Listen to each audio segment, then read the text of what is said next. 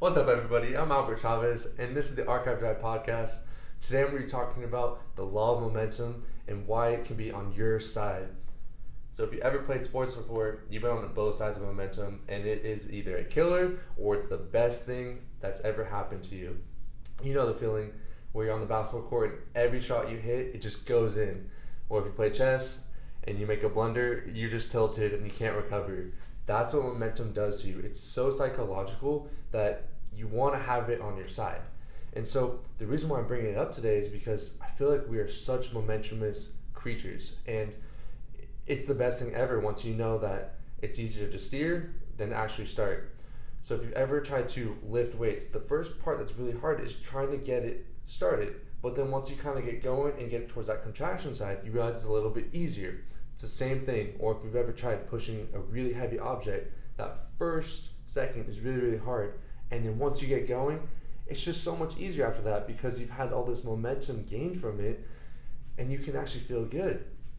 Now apply this to a real life situation on your day to day where you keep saying that you're going to do something or start something and you actually don't. Then that's when you start feeling the momentum and your confidence wavers. So if you say you're going to do something like go to the gym today or 3 times a week and you only made it 2, well, then that's when those thoughts start coming in where you're like, oh my gosh, your confidence gets lower and you start to slouch and realizing that, no, it's okay, you're aware of it, but let's get that momentum going. So how do you start bad momentum?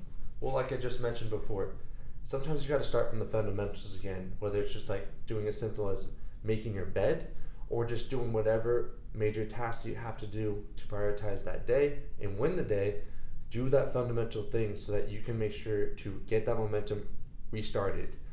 Now, once you get that 1 check mark, you can apply it for that day. And the next day, after you've kind of gotten the groove of things and started picking up small little steps of momentum, then you can start adding more things. And then that's where the magic actually happens. Because the snowball effect is real and it's in your life every single day.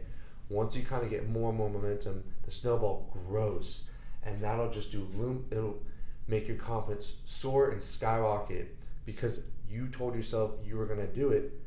And this makes yourself confident to other people, and it makes things just feel easier, and it feels like everything just kind of comes at you without you even thinking about what's going on.